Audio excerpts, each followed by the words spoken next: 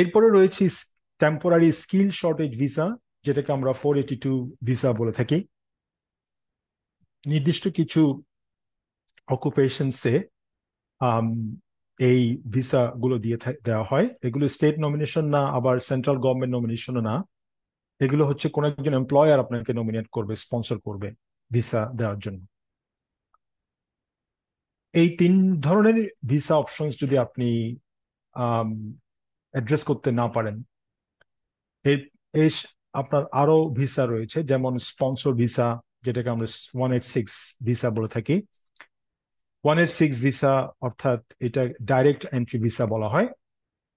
অর্থাৎ আপনি কোন একজন এমপ্লয়ার আপনাকে এমপ্লয়ি হিসেবে নিল, তারপর সে আপনাকে ফুললি স্পন্সর করলো। তবে এখানে কিছু রেস্ট্রিকশনস রয়েছে, অনেক ধরনের রেস্ট্রিকশনস রয়েছে, কখন 186 করা যায়, কখন 186 করা যায় না, এগুলো আমরা পরে আলোচনা করব। এরপর রয়েছে আপনার ডেজিগনেটেড এরিয়া মাইগ্রেশন। অর্থাৎ কোন একটা রিমোট এরিয়া, ওখানকার কোন একজন স্পন্সর বা বিজনেস, সে তার কিছু নির্দিষ্ট লোক প্রয়োজন কাজ করার জন্য। যেমন ধরেন, অস্ট্রেলিয়া হচ্ছে মাইনিং এর দেশ, এখানে মাইনিং এর প্রচুর লোক প্রয়োজন হয়।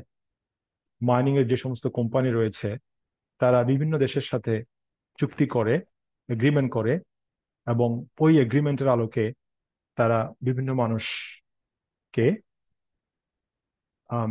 ভিসা দিয়ে থাকে। তবে এটা কিছু নির্দিষ্ট এরিয়ার জন্য অ্যালোকেটেড, সেজন্য এটাকে বলা হয় ডেজিগনেটেড এরিয়া ভিসা।